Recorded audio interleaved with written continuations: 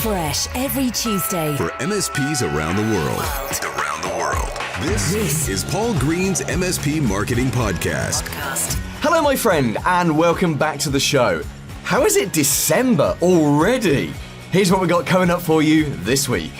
Hi, this is Damien Stevens, and I grew my MSP from 4 full-time employees to 17 in 1 year, and it was utter chaos. If you want to learn how to do that and how to not do most of the things that I did, join us on the show. And you are going to love that interview with Damien later on in the show. We're also going to be talking about the power of stopping and thinking about what you really want to do with your business. Paul Green's MSP Marketing Podcast. Now let's start this week with a question I'm going to answer, which is inevitably going to create a little bit of controversy on LinkedIn, and I know I'll get some emails about it as well. The question is this: should your MSP be doing pay-per-click ads on Google in 2024? So let's just establish exactly what we mean there. You know what pay-per-click adverts are. You're not pay-per-click with a piece of paper. I have heard people think it's that, even today, but it's pay-per-click. So you have an advert on Google that comes up when someone searches for something like IT support your town, and you click on that advert, or they click on that advert, and that's the point you pay. And of course, pay-per-click is what makes Google one of the world's most valuable companies. Yeah, they're very innovative and they've got lots of different revenue streams, but let's be honest, Google at its heart, its core business is it is a very, very good advertising agency that puts people who have something to sell in front of people who are looking to buy that thing. And that is what makes Google the big, rich, dominant company that it is. And it's the same for all the other pay-per-click on Bing, LinkedIn, Facebook, all of the rest of it. It's all essentially based on that Google model. I don't know if they invented it or whether they just adapted it, but they've certainly done it better than anyone else. So the question then is, should you advertise your MSP on Google? Should you buy Google ads in 2024? Now, my general recommendation for this to most MSPs is no. And let me qualify that no. The reason I say it should probably be no is for a number of different reasons. First of all, most MSPs don't have the time or the resources or the patience to get really good at Google pay-per-click. Now, I must qualify my responses and my answers to this by saying I am not a technical expert at pay-per-click. I could probably get an advert set up. In fact, I'm sure I've done it in the past, but I'm not an expert at that specific function. I'm kind of okay at the overall strategy of Google Ads, but I couldn't set you up an advert. I couldn't optimize it. I certainly couldn't, sit and do all the little adjustments you need to do every day. Don't get me wrong, I could put myself through a course for it. Of course I could. And there are some amazing courses on Udemy, which I know a few MSPs have done. But I tell you this, and the reason I don't have those skills is because I believe for the vast majority of MSPs, it's not something you need to do. So as I say, most MSPs, they don't have the time or the effort to do this. To be really good at pay-per-click, any pay-per-click, but especially something as hotly competed as managed services, you need to be on it every day. You have to be looking at your performance every day. You have to be tweaking your keywords, things like your negative keywords. So keywords are the things that, if, for example, your keyword was IT support your town, that's something your advert would show up, but you might have a negative keyword of iPad, for example, because you don't want someone typing in iPad screen repair your town and seeing your advert and clicking on it and wasting your $40, $50 or however much you pay for that click and wasting your money when actually they're not a real qualified customer for you. Someone with a broken iPad is not what you want, right? You want a business with 10 plus staff who are looking for someone to give them a strategic IT direction. So you have those keywords, you have those negative keywords, you have all sorts of other little things, the amount of money that you'll bid, the reach, the geographical reach, different placements for adverts. Then, of course, you've got to test the adverts themselves, the actual creative that's in the adverts. Then you've got to look at what your competitors are doing, and there's a lot of work. There's an awful lot of work. And there are a few MSPs around the world who are very good at this. You can go into almost any group or any forum, and there'll be someone there who will say, yes, you should be doing pay-per-click. It's actually quite easy once you've done a 20-hour course on it, and if you just put 30 minutes in a day. And I think for those people who get really, really good at pay-per-click, absolutely that's the right thing to do. So, this is my caveat with any marketing. If you're good at that marketing thing and it works for you, then don't change it. Why would you ever change that? You wouldn't. But for the vast majority of MSPs, what they want to do is they want to set something at once and then they want to not have to think about it for the next 2 years. And that's normal human behavior, right? So if that's you, pay-per-click is probably not for you. Now, you could hire someone to do this on your behalf, and there's nothing wrong with that. Always find other people that you can get to do something so that you don't have to. But again, you've got to find someone who's going to do that for you every single day, and it really is a daily task. And when someone's got to do something every day and it's 20 to 30 to 60 minutes a day, I guess the optimization comes down over time. But that's going to cost you money. And that's sort of another reason why really pay-per-click isn't right for most MSPs. It's a lot of money out before you have money in. Now, the MSP business model is brilliant. It's actually kind of perfect for pay-per-click because you might be spending, I don't know how much, $50 a day, $60 a day, maybe more. I don't really know how much a cost per click is. I guess it depends on the marketplace and how hotly, it's an auction at its basis. So if lots of people want it, it's going to be a lot more expensive. But Google did put the prices up a few years ago and they did limit the amount of advertising, which again drives the prices up. So, the MSP model makes it okay to spend $50, $60 a day on marketing, on pay-per-click, because eventually you could and should win a client that will come and spend $1,000 or $2,000 a month every month for the next 10 years. So from a pure cash replacement point of view, that can work. And actually, if you sell them a $10,000 or pound project up front, right, that $10,000 project, upfront project, that could replace the cash you've just spent on pay-per-click, and then you get the bonus of the monthly recurring revenue down the line. So in theory, the MSP model makes it potentially highly profitable for you to do pay-per-click. The reality is that a lot of MSPs just haven't got that spare cash. If I said to you, hey, it could take 60 to 90 days where you're paying for clicks every day, for clicks from the wrong people every 60 to 90 days, or time wasters or tire kickers, and it takes some time to get to that point of actually getting in front of real people, would you have the cash to fund that? And if the answer is no, that's another reason why you shouldn't be doing pay-per-click. I think that the final reason why you shouldn't do it is exactly that, is noise. So I know 2 or 3 MSPs quite closely, and I followed their journey of setting up their pay-per-click, and what they've all told me is there's a lot of noise. You get a lot of clicks, even as much as you dequalify people as much as possible, you get a lot of noise, get a lot of clicks from the wrong people, you get inquiries from the wrong people, and but you have to plow through that noise. You've got to be highly responsive when someone's on your website on live chat or they're filled in a form. There's none of this, we'll get back to you in 24 hours nonsense. It's now. You've got to do it now. And that's a drain on resources, isn't it? That's a drain on your own personal resource. If you're sat at home at 9:30 at night and you're having a beer and you're watching TV and your phone pings up with a live chat request, but it's someone who absolutely wants to talk to you now, and you've got to pre-qualify immediately. Is this an iPad repair, or is this a proper lead for us? So there is a lot of noise.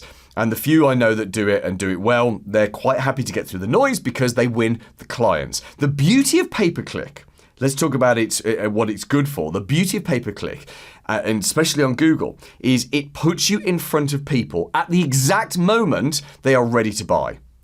That's what, in fact, if you go back 20 years ago, I know some people who got rich, like stupidly stinking rich, off cheap Google ads at like the 2002, 2003 time, because we were talking, it was a few cents, it was a few pence per click, and they would spend thousands of pounds, thousands of dollars on adverts, and were getting a huge return because there wasn't a lot of competition. It was a few pence per click. They didn't have to, sit and optimize it every day. But that's not how it is today. Right? There's a lot of noise. There's a lot of hassle. So those MSPs I know that work it, they're happy to go through it. it. They're happy to go through the noise. They don't have a huge amount of competition, and it works for them because it puts you in front of the right person at exactly the right time. That was really cool 15 years ago. Today, there's an awful lot of noise to get through.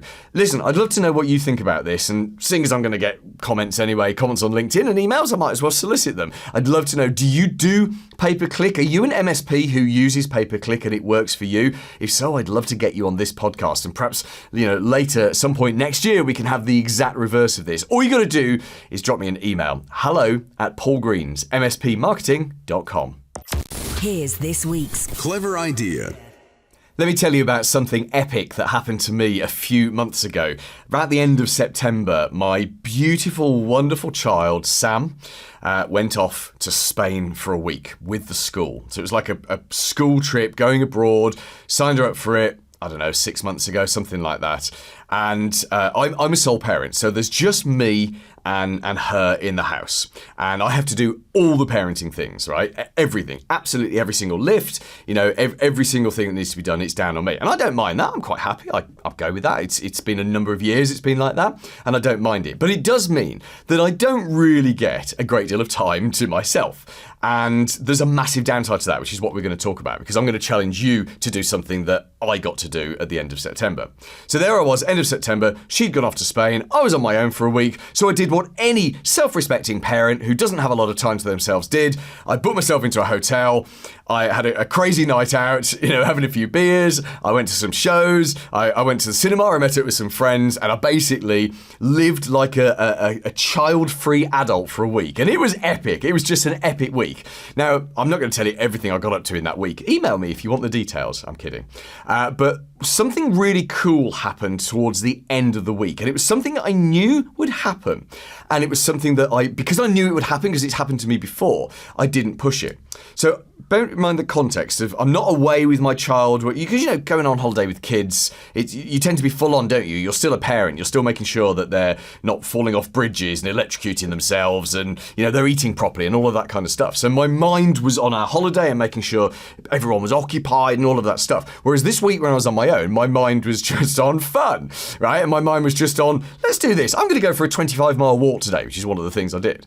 And what happened is, towards the end of the holiday, my mind delivered to me the results of some intense thinking it had been doing during the day and during the night when I wasn't aware of it. And it was intense thinking about the business.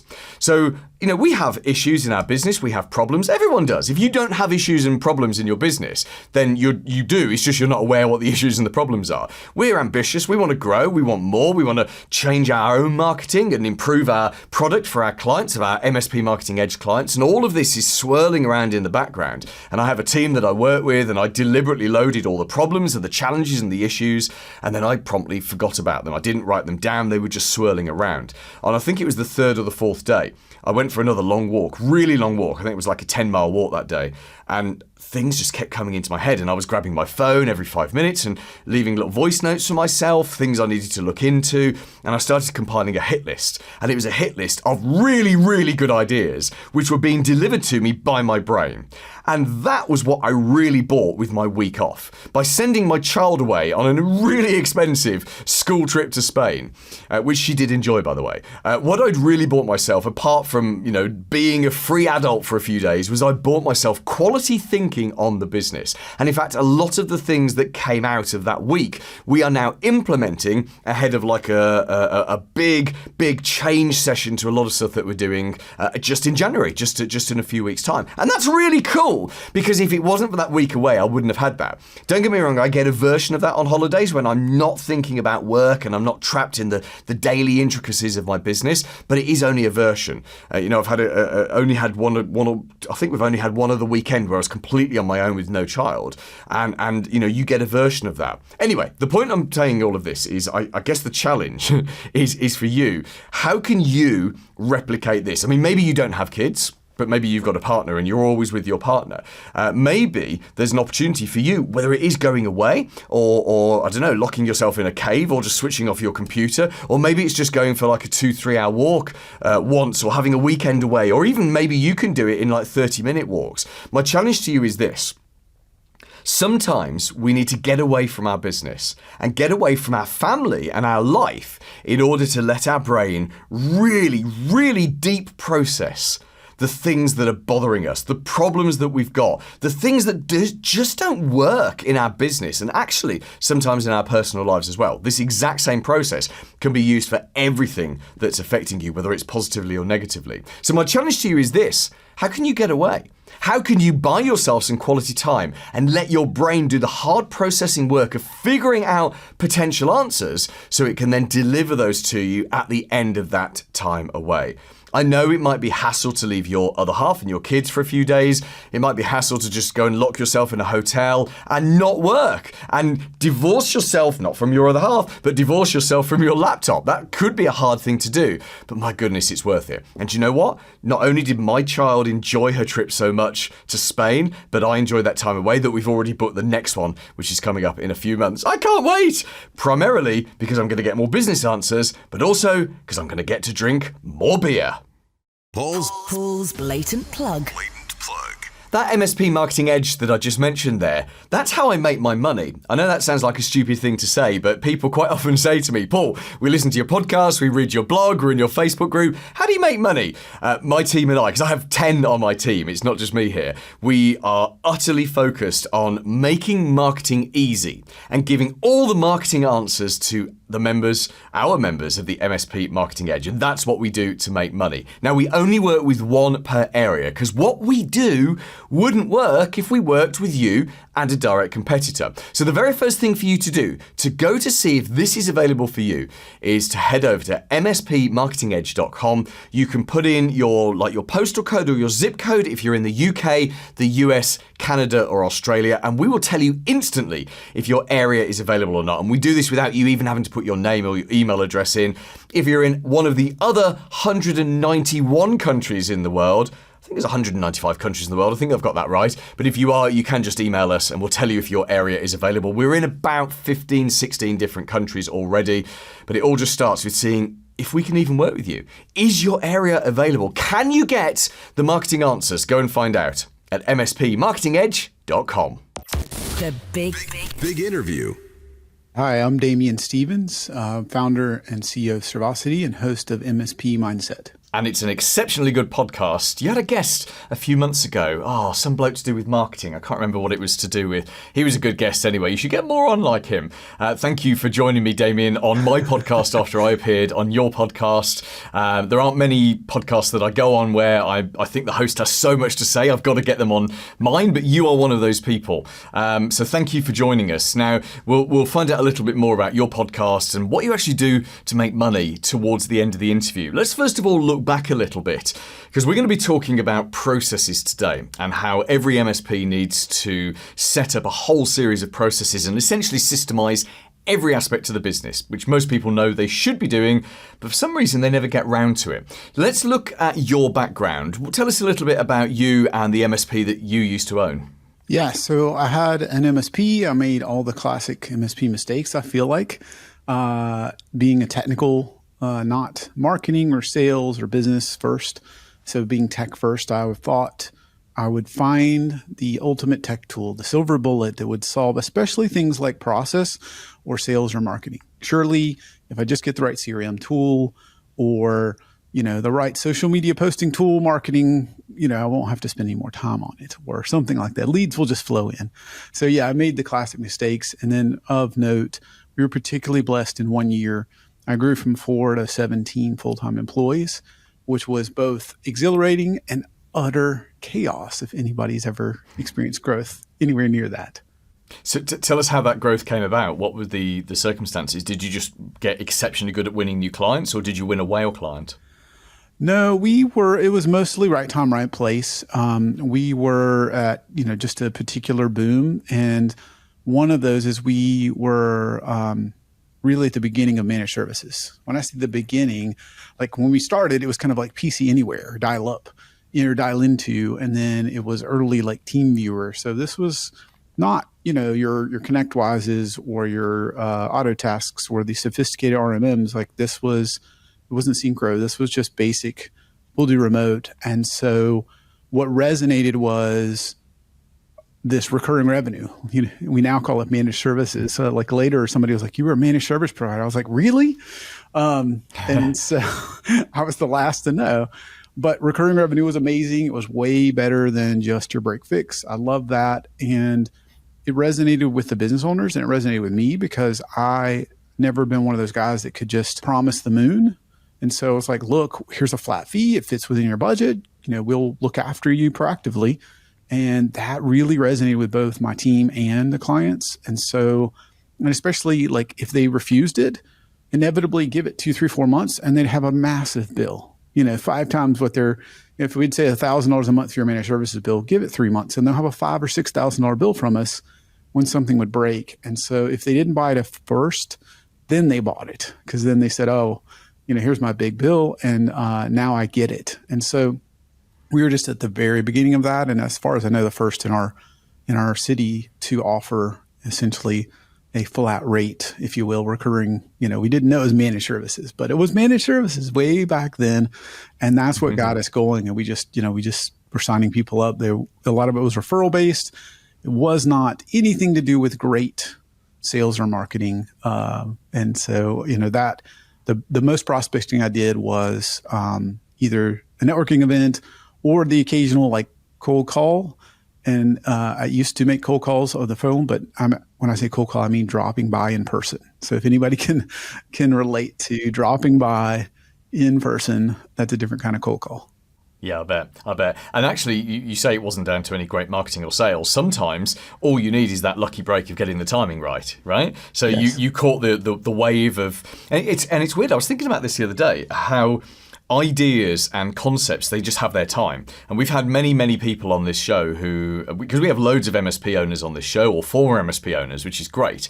They're my favorite kind of guests to get on because you get the real how I did it. And we had people on the show who were essentially delivering managed services on a monthly recurring revenue basis, like years before it became a thing.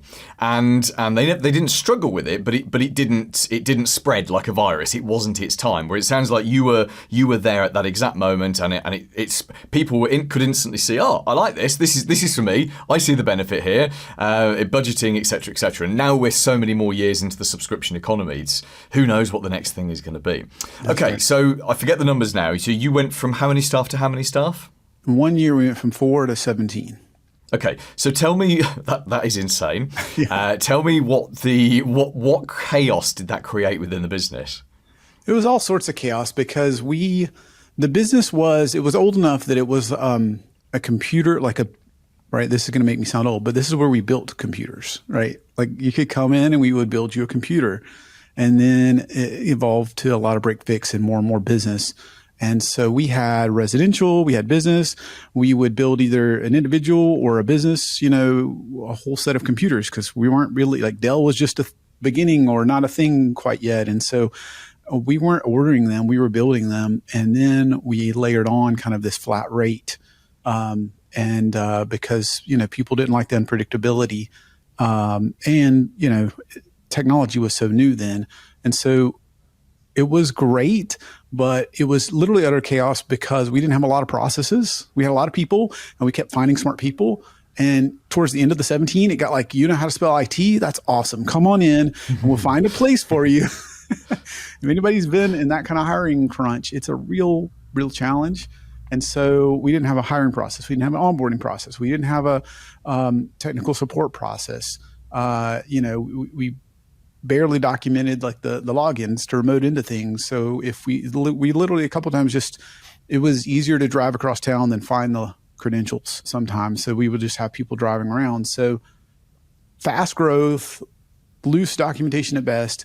And then we had different businesses. Again, we had some folks like building computers. We had some folks troubleshooting and fixing computers. We had others doing some residential. We had others doing business. And that's one of the times I learned that people and process and also lack of focus. That is a bad combination to be in. Yeah.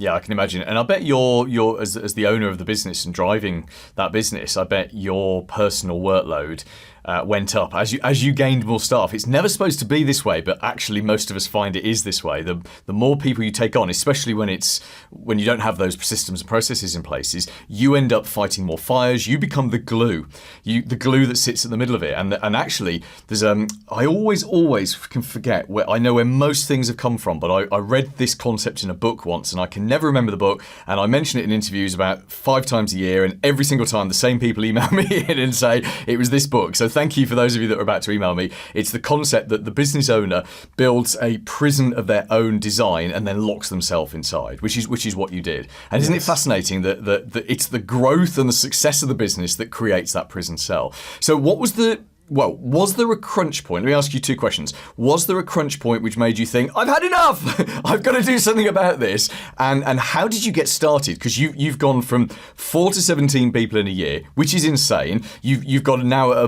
you've got an express train doing 200 miles an hour and trying to systemize how that express train works while it's running and while you're fixing all the fires is just getting harder and harder. So what was the moment you decided you had to fix it, and how did you start to fix it?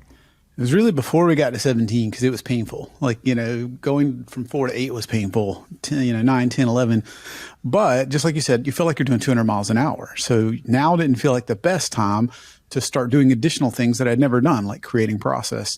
And that's one of the things I always wrestled with, because process to me was this thing that you had to hit pause on the business and go take a week or 2 and design something very deliberate.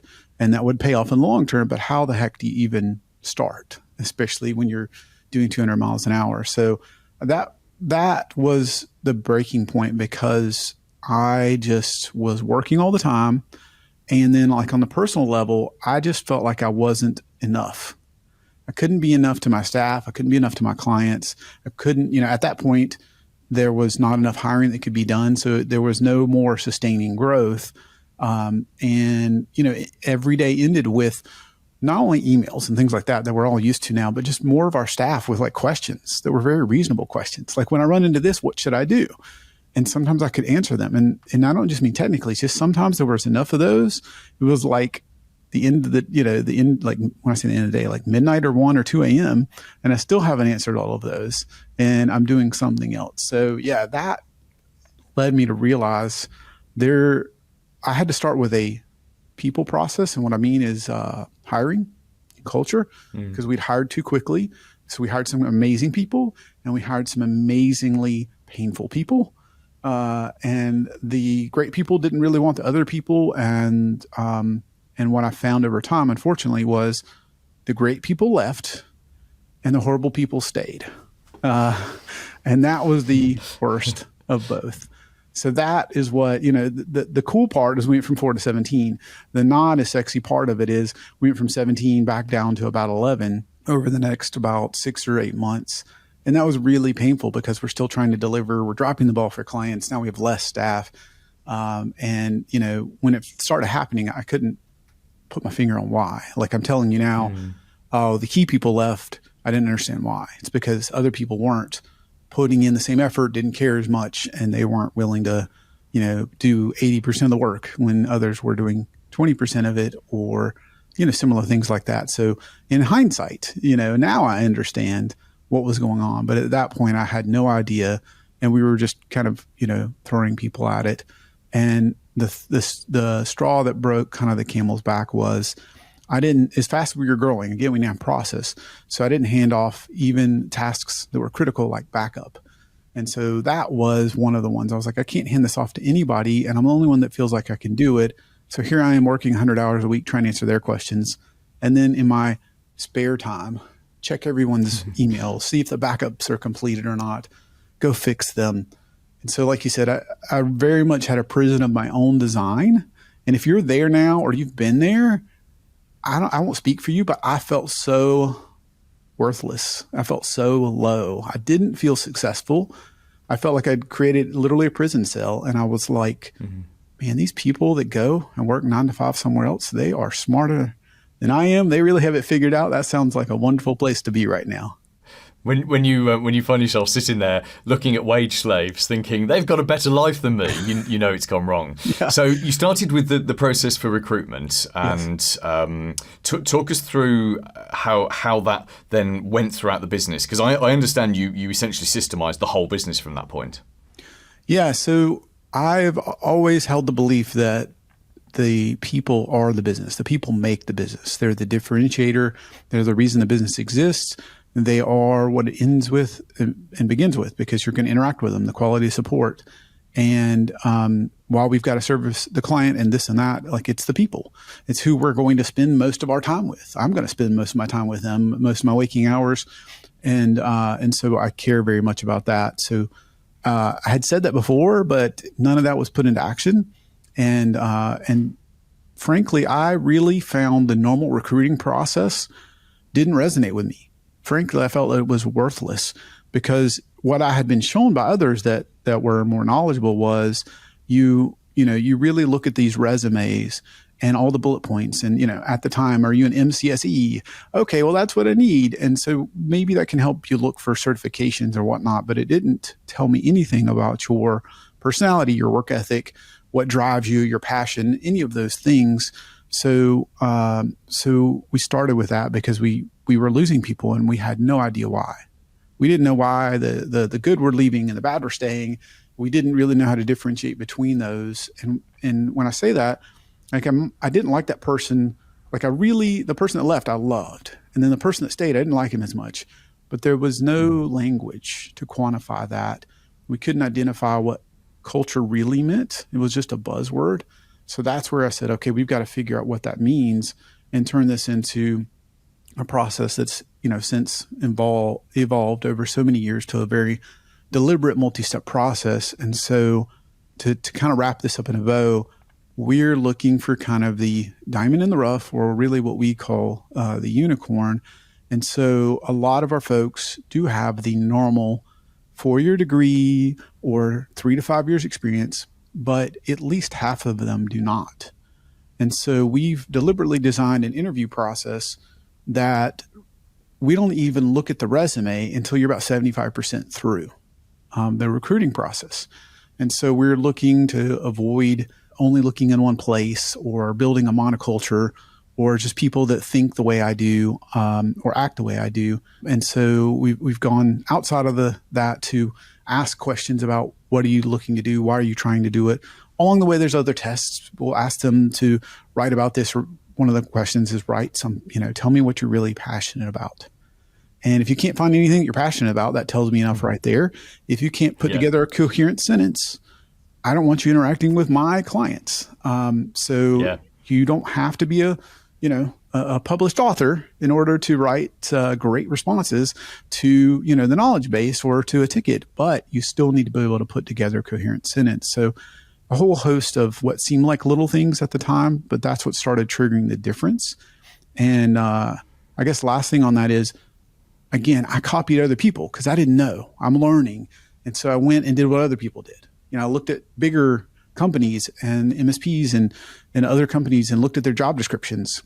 And I thought, well, if it works for them, it'll work for me, which was one of my first mistakes. So I literally copied their job description and made sure like our benefits or HR or whatever said something different. But other than that, it was verbatim. And I realized I was getting what they were getting, which was just a bunch of resumes, non-differentiated. And so I resisted putting in the hard work, what I felt like was hard work, to write good job descriptions. And now our job descriptions are unique per role, but they also have our culture kind of shine through. And the difference is night and day. Like, we just had a whole bunch of people that had no real interest in working here. They just wanted to work somewhere. And the job description we craft today really kind of disqualifies a lot of you, because not in a 4-year degree way, but in a way that you're just like, well, that doesn't sound like where I really want to be. And it pulls in the rest. So now we're already starting with a kind of pool of talent that is maybe underlooked, maybe not what the traditional process would yield, but exactly who we're looking for. That sounds amazing. Just amazing. Okay, final question for you, Damien, and then we'll just briefly talk about what you're doing right now. that MSP owner that you were speaking to earlier, who is in that situation where they're working stupid hours, holding the business together, they're entering the prison cell and they can see the door shutting behind them. What would your if you had to give them one piece of advice, what would that piece of advice be? Get help. Right. The thing, what I needed to hear then is you're not alone. Somebody listening to this needs to hear you're not alone. And what I mean is there's not just one MSP working stupid hours. There's a lot of us doing it and a lot of us that did it, and you're not alone. And so whether it's a peer group, whether it's a forum, whether it's Paul Green's group, whatever that group is, you can get help. And I don't just mean get better at a skill. That's wonderful. What I mean is you can realize, and that was kind of the turning point for me, I wasn't the only one struggling. And so it not only helped me and said, well, what do you do in recruiting? What do you do to build process? And I could learn from others going through it. But what I also realized is the $50 or $100 million company that I was often copying their job description or their other things, they had nothing to do with what we do, right? They had entire departments, entire full-time recruiters. All my peers, and when I say that, they were 2 or 3, 4 times the revenue. They didn't have recruiting departments. They could understand, they could resonate. So you're not alone. Get help is what I would say, because they will unlock things. For me, I found that I could not only learn very practical things, but it was just as valuable to realize I'm not alone. I'm not the only one to paint myself into this corner and have this self-designed prison cell. Yeah, and there will be thousands of MSP owners that make the same mistakes in the future, because this is what we do as business owners, but we work our way out of it. So thank you, Damien. Tell us briefly what was the conclusion of your MSP story, and what are you doing right now? Yeah, so the reason I'm not an MSP today is because as I was growing, we went from 4 to 17 employees. I kept backup to myself because I didn't want to burden my team with managing all of that, with all the new things they were also learning. And I felt like I needed to keep control. I felt like, a tight rein control as I grew was the right thing. And despite fixing every backup as soon as the green turned red, I had a client call me, and all 5 of this is back when they had physical servers, were down. And I thought this will be a long night. Turned out the backups were utterly useless. And so after too much time with tech support, by the way, top tier vendor we've all heard of, I had to go and stand in front of my client and tell them the thing you trust me with, the thing you've hired me to do, to watch after you, I can't do. I've lost your data. And if anybody's ever been there or anywhere close, that's not why I got into this business. That's not who I am. That's not my values. That's not what I stand for. And so to relate it back to the earlier point, Paul, I felt like giving up until I started talking to other MSPs, and I realized I wasn't alone. That sort of thing is unfortunately more common than anybody in this business would like to admit. You're not going to put that on your website and tell your clients that we nearly lost your data.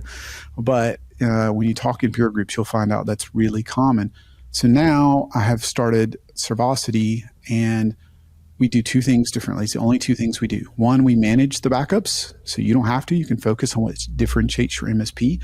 Spend time on that, not on the undifferentiated heavy lifting. And number 2, we test your backups for you daily, weekly, monthly, and quarterly. You can get any tool to do any of those things, and those are the only 2 things that we do that are really different at the end of the day. And what's the best way to learn a little bit more about Servosity and get in touch with you? Yeah, visit servosity.com. You can reach out there. I'll be happy to have a call one-on-one with you if you would like.